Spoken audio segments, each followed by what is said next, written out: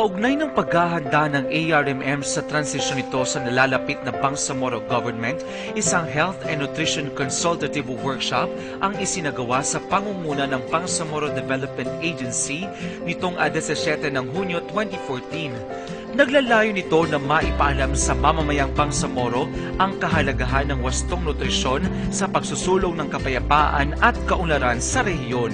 Dinaluhan ito ng mga Health Nutrition Focal Persons at Technical Planning Officer ng mga ahensyang miyembro ng Regional Nutrition Committee ng ARMM at non-government organizations o NGOs. Sa pagtitipon, nagbahagi ng kanya-kanyang opinyon at ideya ang mga kalahok sa isang group discussion at workshop exercises. Isa-isa nilang inilatag ang mga issue at mga problema na may kaugnayan sa mga programang pangkalusugan at ang mga akmang solusyon para rito. Ang usaping ito ay isa lamang sa mga paraan upang makabuo ng rekomendasyon ang sektor ng kalusugan para sa masaganang pamumuhay ng bawat pamayanan sa rehiyon.